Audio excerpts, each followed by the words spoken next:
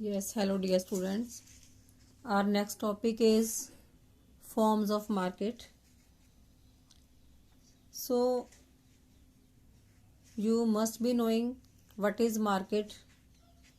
तो मार्केट क्या है? मार्केट एक ऐसा प्लेस है, एक ऐसा सिस्टम जो बायर और सेलर्स को कांटेक्ट में लेके आता है और दोनों सेलिंग एंड बाइंग करते हैं उस प्लेस पे। तो ऐसे प्लेस को हम क्या कहते हैं? मार्केट, जिसको हम बाजार कहते हैं हिंदी में, जहाँ पर बाइंग एंड सेलिंग एक्टिविटीज होती हैं। तो बेटा 4 टाइप्स ऑफ मार्केट है माइक्रो इकोनॉमिक्स के under: perfect market, monopoly, monopolistic and oligopoly. और आपके इस साल के सिलेबस में मोनोपोली और मोनोपोलिस्टिक कंपटीशन ये कट चुका है। अब जो सिलेबस में है वो है परफेक्ट मार्केट एंड ओलिगोपोली, ये दो हैं मेन। लेकिन मोनोपोली और मोनोपोलिस्टिक कंपटीशन की एक्सप्लेनेशन मैंने रेवेन्यू वाले चैप्टर के अंडर दी हुई है, तो आप वो वीडियो व्यू कर सकते हैं। मोनोपोली कंपटीशन क्या होता है, मोनोपोलिस्टिक कंपटीशन क्या होता है, रेवेन्यू में मैंने ये तीनों मार्केट्स एक्सप्लेन की हुई हैं। तो परफेक्ट मार्केट को हम डिटेल में स्टडी करेंगे क्योंकि ये बहुत इंपॉर्टेंट है। परफेक्ट मार्केट और ओलिगोपोली दोनों ही बहुत इंपॉर्टेंट हैं और दोनों में से क्वेश्चन 101% आता है एग्जामिनेशन पॉइंट ऑफ व्यू से। So first is perfect market. अब परफेक्ट मार्केट जो है वो कौन सी मार्केट है? एक ऐसी मार्केट जिसमें बहुत सारे सेलर्स और बहुत सारे बायर्स होते हैं और ऐसी मार्केट में एक जैसे प्रोडक्ट्स बिकते हैं। दैट मीन्स आइडेंटिकल प्रोडक्ट्स, एक ही तरह के साइज, वेट, कलर, शेप, तो इस तरह से सिमिलैरिटी होती है प्रोडक्ट्स के अंदर। और जो प्राइस है, इसमें जो प्राइस जो फिक्स करता है वो कौन फिक्स करता है? Market forces. मार्केट फोर्सेस कौन सी? हमें अच्छी तरह से पता है मार्केट फोर्सेस हम किसको कहते हैं? Demand and supply forces. तो वो फिक्स करती हैं प्राइस को। तो इट मीन्स ना ही इंडिविजुअल बायर और ना ही इंडिविजुअल सेलर प्राइस को अपने लेवल पे फिक्स करता है। इट मीन्स ना ही बायर का प्राइस के ऊपर कोई कंट्रोल है, ना ही सेलर का प्राइस के ऊपर कोई कंट्रोल होता है। तो जो चीज़ें मैंने इसके मीनिंग में बताई हैं वो सारे इसके फीचर्स के अंदर भी आएंगी। तो ये सारे फीचर्स मैंने पेन डाउन किए हैं, ये सारे मिला के क्या बनाएंगे? परफेक्ट मार्केट की डेफिनेशन। अब इसको एक एक फीचर को हम डिटेल में स्टडी करेंगे। तो फर्स्ट फीचर है बेटा इसका लार्ज नंबर ऑफ फर्म्स और सेलर्स। तो जो परफेक्ट मार्केट है इसमें बहुत सारे सेलर्स होते हैं। तो बहुत सारे सेलर्स होने की वजह से कोई एक सेलर मार्केट की प्राइस को इन्फ्लुएंस नहीं कर सकता। कि अगर जैसे कोई सेलर सप्लाई को किसी भी प्रोडक्ट की सप्लाई को इंक्रीज करे या डिक्रीज करे तो मार्केट की सप्लाई में कोई इफेक्ट नहीं आएगा, क्योंकि सेलर्स ही इतने ज़्यादा हैं। अगर एक सेलर मार्केट को छोड़ के चला भी जाता है तो मार्केट को कोई फर्क उससे नहीं पड़ता। तो ऐसी मार्केट में जो फर्म है या जो सेलर है वो प्राइस टेकर है। प्राइस टेकर मीन्स वो अपने आप से मार्केट की प्राइस को फिक्स नहीं कर सकता, वो इन्फ्लुएंस नहीं कर सकता। जो भी प्राइस मार्केट फोर्सेस ने फिक्स की है मार्केट में, जो भी मार्केट में प्रिवेलिंग प्राइस है उसी को उसको पिक करना पड़ता है सेलर को। तो सेलर अपनी मर्जी से प्राइस को चार्ज इसमें नहीं कर सकता। Next is large number of buyers. अब परफेक्ट मार्केट में सिर्फ सेलर ही नहीं, बायर्स भी बहुत ज़्यादा अवेलेबल होते हैं और कोई भी इंडिविजुअल बायर प्रोडक्ट की प्राइस को इफेक्ट नहीं कर सकता। कि सपोज कि अगर एक बायर मार्केट को छोड़ के चला जाता है तो उससे मार्केट की प्राइस में कोई फर्क नहीं पड़ता, तो वो इन्फ्लुएंस नहीं करता मार्केट प्राइस को। एक इंडिविजुअल की डिमांड मार्केट की प्राइस को बिल्कुल भी फर्क नहीं करती, कोई डिफरेंस नहीं डालती। तो इन दिस वे जो इंडिविजुअल बायर है उसको भी वही प्राइस लेनी पड़ती है जो मार्केट में अवेलेबल है। तो सेलर और बायर दोनों के लिए ये कॉमन पॉइंट है कि both are the price taker then homogeneous product. अब इसमें इस परफेक्ट मार्केट में सारे सेलर्स मिलके होमोजीनियस प्रोडक्ट सेल करते हैं। होमोजीनियस मींस सिमिलर, एक ही तरह के प्रोडक्ट्स को सेल करते हैं। तो बायर्स के पास कोई भी एक्सक्यूज, कोई भी बहाना नहीं होता वो किसी भी सेलर के प्रोडक्ट को रिजेक्ट कर दे, क्योंकि हर एक सेलर एक ही तरह का प्रोडक्ट सेल कर रहा है और प्राइस भी उनकी सेम है। तो ऐसी मार्केट में सेलर्स को अपना प्रोडक्ट प्रमोट करने के लिए एडवर्टाइजमेंट के ऊपर खर्चा करने की कोई ज़रूरत नहीं पड़ती। सेलिंग कॉस्ट के ऊपर कोई खर्चा नहीं करना पड़ता अपने प्रोडक्ट को प्रमोट करने के लिए। Next is perfect knowledge. अब परफेक्ट मार्केट में बायर्स एंड सेलर्स दोनों को प्राइस के बारे में पूरी जानकारी है। सेलर्स को भी पता है मैंने किस प्राइस पे सेल करना है और बायर को भी पता है मुझे मार्केट में किस प्राइस पे प्रोडक्ट अवेलेबल होगा। तो दोनों को परफेक्ट नॉलेज है about the product and about the price. Then free entry and exit of firms. Perfect market में कोई भी फर्म मार्केट में without any legal restriction enter या एग्जिट कर सकती है, उसको कोई लीगल फॉर्मेलिटी की जरूरत इसमें नहीं होती। The next is independent decision making and freedom from checks. तो जो सेलर्स हैं वो अपनी मर्जी से जितनी मर्जी क्वांटिटी सेल कर सकते हैं, उसके ऊपर कोई रेस्ट्रिक्शन उनके ऊपर नहीं है। It depends upon their pocket, वो कितनी प्रोडक्ट्स को सेल कर सकते हैं। तो उनके ऊपर कोई चेक नहीं है रिगार्डिंग प्रोडक्शन की कितनी क्वांटिटी उन्होंने सेल करनी है। ऐसे ही बायर के ऊपर भी कोई रेस्ट्रिक्शन नहीं है, वो जितनी मर्जी क्वांटिटी मार्केट से बाय कर सकता है। The next is perfect mobility. Perfect mobility means एक जगह से दूसरी जगह शिफ्ट करना। तो परफेक्ट मार्केट के अंदर जो फैक्टर्स ऑफ प्रोडक्शन है, फैक्टर्स ऑफ प्रोडक्शन कौन से? Land, labour, capital and entrepreneur. 4 तरह के फैक्टर्स ऑफ प्रोडक्शन होते हैं। तो एक जगह से दूसरी जगह मोबाइल है, एक जगह से दूसरी जगह शिफ्ट कर सकते हैं। तो नेचुरली जो फर्म्स हैं वो मूव कर सकती हैं from one perfect market to another perfect market, जहां पर उनको अच्छा प्रॉफिट, अच्छा प्राइस मिलेगा। तो जो फर्म्स हैं उस मार्केट में शिफ्ट कर सकती हैं। Next is no extra transportation cost. अब क्योंकि मार्केट में सारे प्रोड्यूसर्स या सारे सेलर्स एक ही तरह का प्राइस चार्ज करते हैं, तो कंज्यूमर को एक सेलर से दूसरे सेलर तक जाने के लिए एक्स्ट्रा ट्रांसपोर्टेशन कॉस्ट बियर नहीं करनी पड़ती, क्योंकि सारे सेलर्स एक ही मार्केट में अवेलेबल होते हैं। सो ये हैं फीचर्स परफेक्ट मार्केट के और these are very very important. Next is a firm is a price taker and not a price maker. अगर आपको इस तरह से क्वेश्चन आता है कि एक्सप्लेन करिए कि फर्म जो है वो प्राइस टेकर होती है परफेक्ट मार्केट के अंदर और प्राइस मेकर नहीं होती, तो इसके अंडर 3 पॉइंट्स आएंगे। लार्ज नंबर ऑफ फर्म्स, इसकी एक्सप्लेनेशन आप सेम ही देंगे जो मैंने अभी पहले एक्सप्लेन किया आपको परफेक्ट मार्केट के फीचर के अंदर। सिमिलरली होमोजेनियस मार्केट की भी सेम एक्सप्लेनेशन आएगी जो पहले मैंने एक्सप्लेन करी है। देन नेक्स्ट इज ये एक नया पॉइंट इसमें ऐड हुआ है कि unnecessary loss due to lower price fixation. अब इसका मतलब क्या है कि कोई भी सेलर अपनी सेल को बढ़ाने के लिए प्राइस को कम नहीं कर सकता अपनी मर्जी से बायर्स को अट्रैक्ट करने के लिए, क्योंकि मार्केट का रूल है ये परफेक्ट मार्केट का कि कोई भी सेलर अपनी मर्जी से प्राइस को ना बढ़ा सकता है ना ही घटा सकता है। इससे उसको अननेसेसरी लॉस ही होगा। ये मार्केट का रूल है कि कोई भी सेलर प्राइस को नीचे नहीं ला सकता टू अट्रैक्ट द बायर्स और टू इंक्रीज द डिमांड। तो ये 3 पॉइंट्स हैं।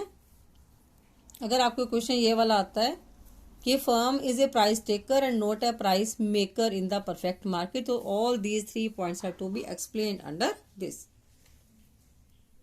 Now demand curve is perfectly elastic. तो इस तरह की मार्केट में जो डिमांड कर्व होती है वो परफेक्टली इलास्टिक होती है। तो आपको याद होगा जो रेवेन्यू का टॉपिक हमने किया है उसके अंडर परफेक्ट मार्केट भी मैंने एक्सप्लेन की थी, और उसके अंदर हमने डिमांड कर्व को with table and diagram explain किया हुआ है। आप उस चैप्टर में जाके भी स्टडी कर सकते हैं इसको। और यहाँ मैंने दोबारा से भी ये वाला डायग्राम आपका ड्रॉ किया है। क्वांटिटी एक्स एक्सिस पे ले ली, प्राइस हमने वाई एक्सिस पे ले लिया। तो जो प्रोड्यूसर है चाहे वो जितनी मर्जी क्वांटिटी सेल कर ले, चाहे ओ ए और ओ बी, प्राइस उसने यही चार्ज करना है, only this much price will be charge. तो जो फर्म या जो सेलर है वो जितनी मर्जी क्वांटिटी सेल कर सकता है, तो प्राइस उसने यही वाला चार्ज करना है, क्योंकि सारी मार्केट में सेम प्राइस चलेगा। इस वजह से लास्ट जो डिमांड क्या है इसमें, इन्फिनिटी। तो अगर producer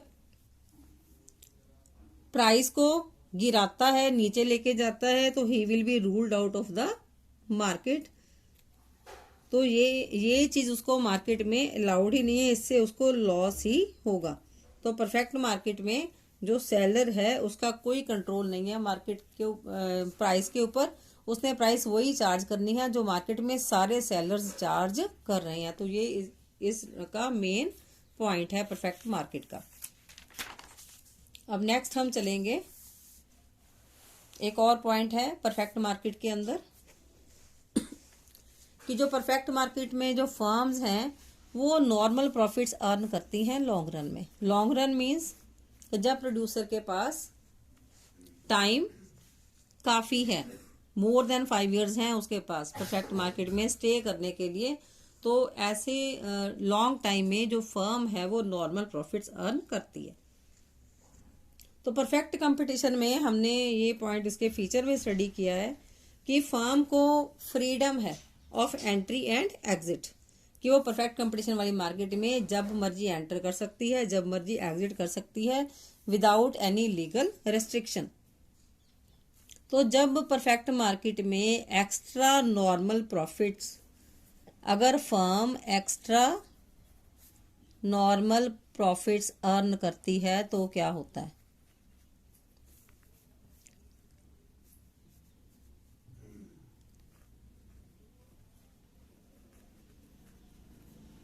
So if a firm under perfect competition earns extra normal profits, तो सेलर्स के पास या न्यू फर्म्स के पास टाइम होता है कि वो प्रॉफिट को देखते हुए परफेक्ट मार्केट को ज्वाइन कर सकते हैं कि परफेक्ट मार्केट में प्रॉफिट अच्छा मिल रहा है उनको, तो वो नई मार्केट में ज्वाइन करेंगे। अब जितने ज़्यादा प्रोड्यूसर्स मार्केट में आएंगे वो अपना अपना प्रोडक्ट लेके आएंगे, चाहे होमोजीनियस प्रोडक्ट ही हैं, तो मार्केट में प्रोडक्ट की सप्लाई बढ़ेगी। प्रोडक्ट की सप्लाई जब बढ़ेगी तो मार्केट सप्लाई है वो रेज हो जाएगी।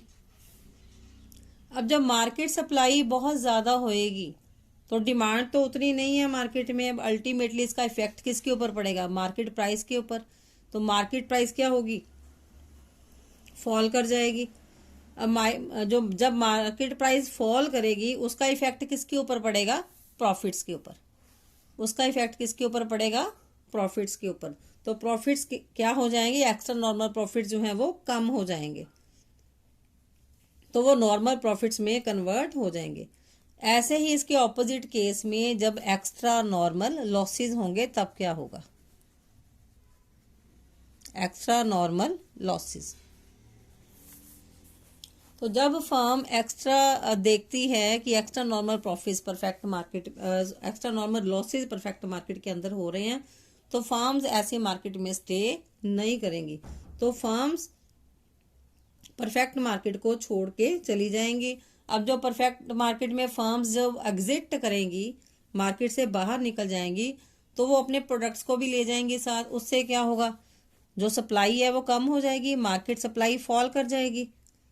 अब मार्केट सप्लाई जब फॉल करेगी लेकिन डिमांड तो उतनी बनी हुई है, तो इट मीन्स जो डिमांड है वो ज़्यादा होगी मार्केट सप्लाई से, तो उसका इफेक्ट किसके ऊपर पड़ेगा? मार्केट प्राइस के ऊपर।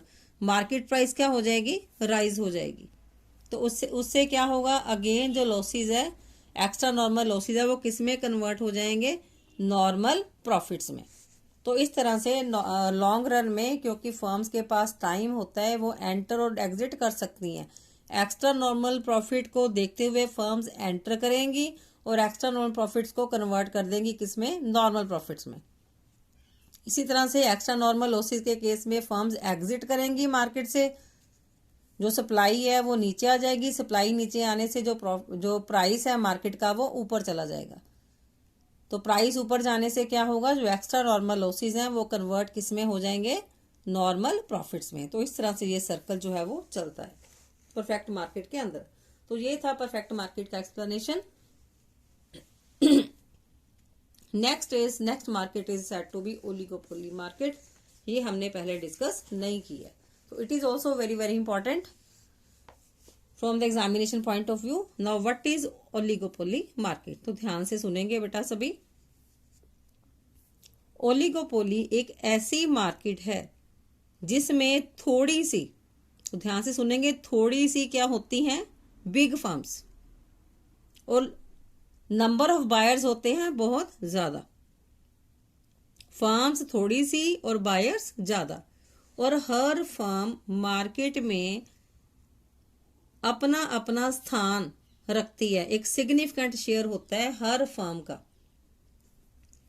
और हर फर्म जो भी प्राइस और आउटपुट के बारे में डिसीजन लेती है कि उसने प्राइस कितना चार्ज करना है, कितनी आउटपुट उसने सेल करनी है, तो उसका किया हुआ डिसीजन दूसरी जो फर्म है उसकी राइवल फर्म मीन्स उसकी कंपटीशन में फर्म दूसरी फर्म खड़ी है, उसके प्राइस और आउटपुट डिसीजन को इफेक्ट करता है। That means price and output decision of one firm effects the price and output decision of the rival firm. Rival firm means competitor firm जो उसके कंपटीशन में है।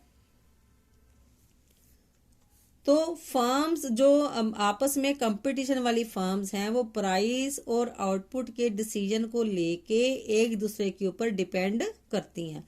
तो इस तरह से ऐसी फर्म्स में बहुत ही तीखा कंपटीशन, हम इसको कह सकते हैं, होता है प्राइस और आउटपुट पॉलिसी को लेके, जिसको हम कहते हैं cut throat competition. It is said to be cut throat competition.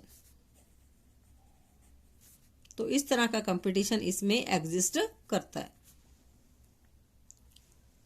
So example इसकी क्या है, जैसे कि इंडियन ऑटो मार्केट में टोयोटा, फोर्ड, ऑडी, इस तरह की जो गाड़ियां हैं वो अपना अपना प्राइस और आउटपुट डिसीजंस खुद लेती हैं, और एक का डिसीजन दूसरे फर्म के प्राइस और आउटपुट डिसीजन पॉलिसी को इफेक्ट करता है। अब ये सारे फीचर्स हम बेटा डिटेल में स्टडी करेंगे, features of oligopoly market. First feature is small number of big firms, कि ऐसी मार्केट में, ओलिगोपोली मार्केट में बिग फर्म्स जो हैं वो उसका नंबर जो है वो स्मॉल होता है, और हर फर्म का अपना अपना शेयर होता है मार्केट में, और वो प्राइस के ऊपर फर्म का पूरा कंट्रोल नहीं है क्योंकि उसकी कंपटीशन में फर्म्स हैं मार्केट में, तो जिस वजह से उसका पार्शियल कंट्रोल होता है प्राइस के ऊपर थ्रू ब्रांड लॉयल्टी। अब अपने अपने ब्रांड को मार्केट में एस्टेब्लिश करने के लिए ऐसी फर्म्स बहुत ज़्यादा खर्चा करती हैं एडवर्टीजमेंट के ऊपर अपने अपने प्रोडक्ट को प्रमोट करने के लिए।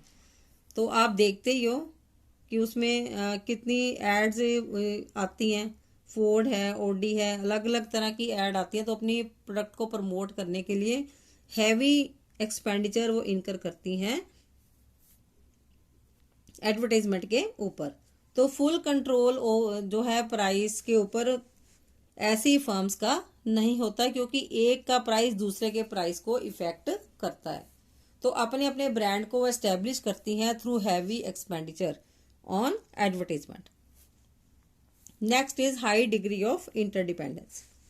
अब इंटरडिपेंडेंस जो फर्म्स हैं वो एक दूसरे के ऊपर डिपेंड करती हैं, किस चीज को लेके, प्राइस और आउटपुट पॉलिसी को लेके, कि प्राइस कितना चार्ज करना है और आउटपुट प्रोडक्शन कितनी नंबर ऑफ कार्स उसने प्रोड्यूस करनी है। तो इस चीज को लेके भी कंपटीशन होता है, तो पार्शियल कंट्रोल होता है प्राइस के ऊपर।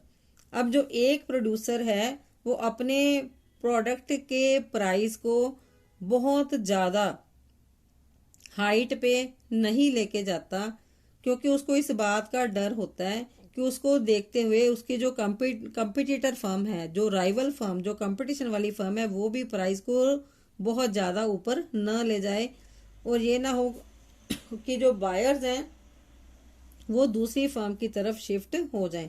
इसी तरह से जो फर्म है ना ही वो अपनी प्राइस को बहुत ज़्यादा नीचे लेके आती है, तब भी उसको इस बात का डर होता है कि उसकी जो कंपटीटर फर्म है अगर वो प्राइस को और नीचे लेगी तो बायर उस तरफ शिफ्ट हो सकते हैं। तो इस तरह का डर उनको कंपटीटिव फर्म से बना रहता है। सो नेक्स्ट इज, अब आई थिंक ये वाला पॉइंट आपको क्लियर हो गया होगा, हाई डिग्री ऑफ इंटरडिपेंडेंस। मैं दोबारा से फिर एक्सप्लेन कर देती हूँ, टेक्निकल पॉइंट है, थोड़ा इसको ध्यान से सुनेंगे कि जो फर्म है वो अपनी प्रोडक्ट के प्राइस को बहुत ज़्यादा रेज नहीं करती इस बात के डर से कि जो उसकी कॉम्पिटिटिव फर्म है ऐसा ना हो कि वो उसके जो प्राइस को वो ना बढ़ाए। तो बायर के लिए तो कॉम्पिटिटिव फर्म का जो प्राइस है वो नीचे ही रह गया, तो हो सकता है बायर उसके कॉम्पिटिटिव फर्म की तरफ शिफ्ट कर जाए। इसी तरह से फर्म जो है वो प्रोडक्ट के प्राइस को नीचे नहीं लेके जाती इस डर से, क्योंकि उसको खतरा रहता है कि जो राइवल फर्म है ये ना हो कि वो प्रोडक्ट के प्राइस को और नीचे ले जाए, तो बायर अगेन राइवल फर्म की तरफ शिफ्ट कर सकता है।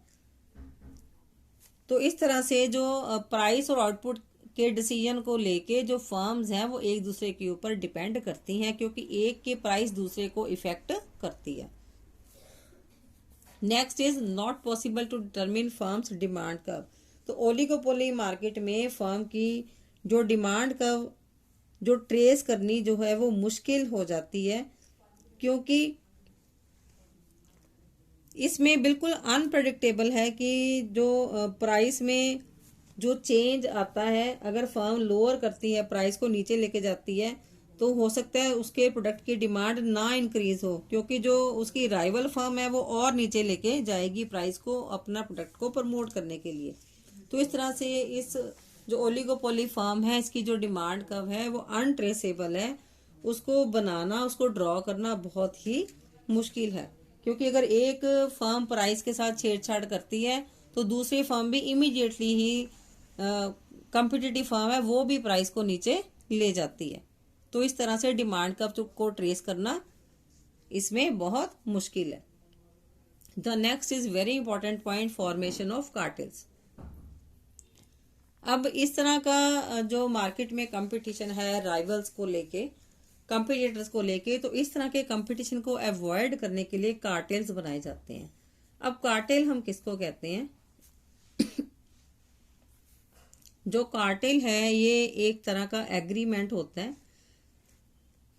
इसमें जो फर्म्स हैं कंपटीशन को अवॉइड करने के लिए प्राइस और क्वांटिटी प्रोडक्ट की फिक्स करती हैं कि किसी जो कंपनी है, सपोज कार्स मैन्युफैक्चरिंग कंपनी है, तो हर कंपनी के लिए वो फिक्स होगा कि उसने कितनी नंबर ऑफ कार्स प्रोड्यूस करनी है और प्राइस किस लिमिट तक चार्ज करना है। ये चीज़ फिक्स करना ताकि जो कंपटीशन है उसको अवॉइड किया जा सके। तो ऐसे जो कार्टेल्स हैं, ये जो एक बहुत बड़ी फर्म है उसको इसमें चूज कर लिया जाता है एज ए प्राइस लीडर, जो बाकी फर्म्स के लिए प्राइस को फिक्स करती है टू अवॉइड द कंपटीशन। तो वो वाली firm as a price leader act करती है। तो क्लूसिव जो ओलिगोपोली है, इस तरह के जो ओलिगोपोली है उसको हम क्या कहते हैं? क्लूसिव ओलिगोपोली।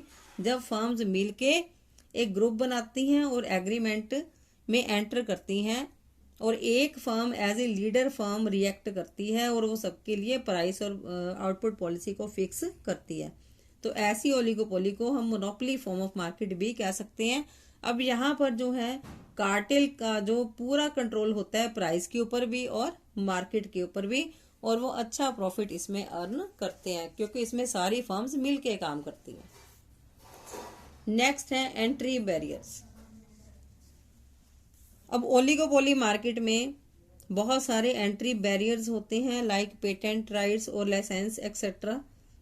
तो इसमें जो फर्म्स ऑलरेडी मार्केट में एग्जिस्ट कर रही हैं उनको इस बात का खतरा नहीं होता कि कोई नई फर्म जो है वो मार्केट में एंटर करेगी।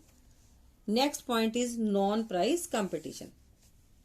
ओलिगोपोली फर्म्स के अंडर कंपटीशन को अवॉइड करने के लिए नॉन प्राइस कंपटीशन के ऊपर फोकस किया जाता है।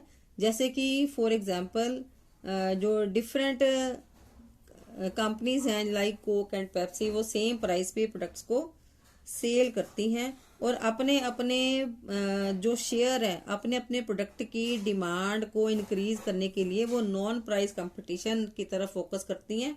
नॉन प्राइस कंपटीशन मींस जैसे कि हम आपने देखा होगा कि जब जैसे जो गेम्स होती हैं कंट्री की लाइक फुटबॉल क्रिकेट एक्सेट्रा, तो उनके ये जो गेम्स हैं बड़ी बड़ी कंपनीज स्पॉन्सर करती हैं।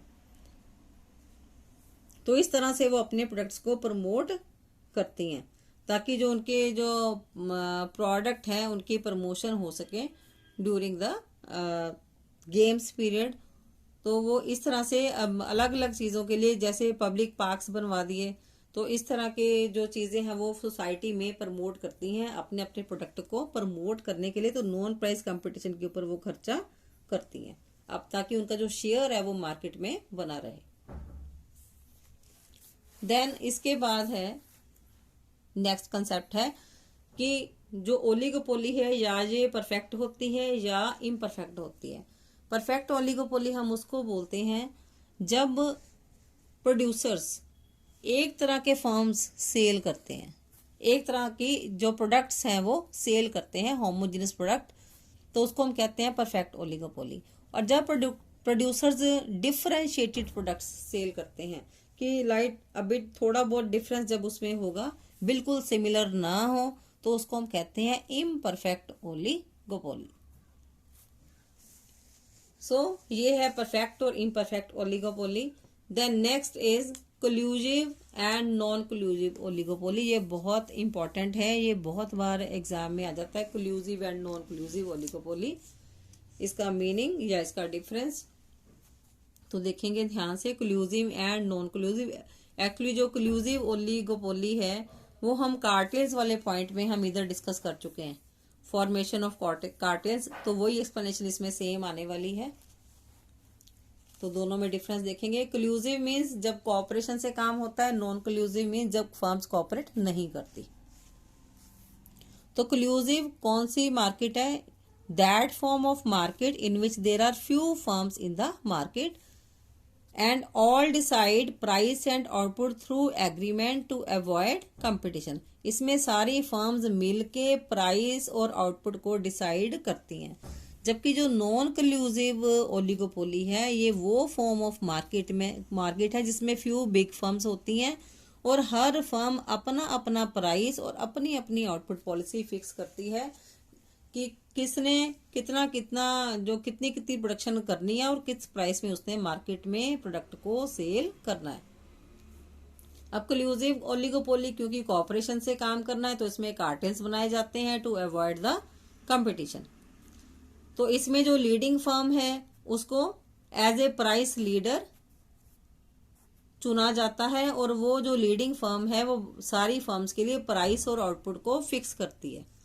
अब इसमें क्या है, इसमें तो कट थ्रोट कंपटीशन होता है इसमें, क्योंकि हर फर्म अपने अपने जो मार्केट का शेयर है उसको प्रमोट करती है। तो कंपटीशन ऐसी फर्म्स में जो नॉन कोल्यूसिव के अंडर आती हैं उसमें कट थ्रोट कंपटीशन होता है क्योंकि इनका मेन फोकस प्रॉफिट के ऊपर होता है। तो कोल्यूसिव ओलिगोपोली में क्योंकि जो कार्टेल्स हैं वो फिक्स कर देते हैं प्राइस और आउटपुट, हर फर्म ने कितना कितना रखना है, तो उसमें एडवर्टाइजमेंट के ऊपर खर्चा करने की कोई ज़रूरत नहीं पड़ती अपने अपने ब्रांड को एस्टेब्लिश करने के लिए। और इधर नॉन कोल्यूसिव ओलिगोपोली में क्योंकि फर्म्स में कट थ्रोट कंपटीशन होता है और अपने अपने ब्रांड को एस्टेब्लिश करने के लिए फर्म्स एडवर्टाइजमेंट के ऊपर हैवी एक्सपेंडिचर करती हैं। सो दिस टॉपिक इज ये दोनों मार्केट हमने जो स्टडी करी है, परफेक्ट मार्केट एंड उसके features with demand curve, and oligopoly उसके features, then types of oligopoly market. ये दोनों ही मार्केट्स बहुत ज़्यादा इंपॉर्टेंट हैं, तो इसको वीडियो को अगेन आई सजेस्ट यू इसको 2 से 3 बार ज़रूर देखिए और आपको देखते देखते ही इसको लर्न हो जाएगा। So I hope all videos are clear to you. Thanks for your patient listening.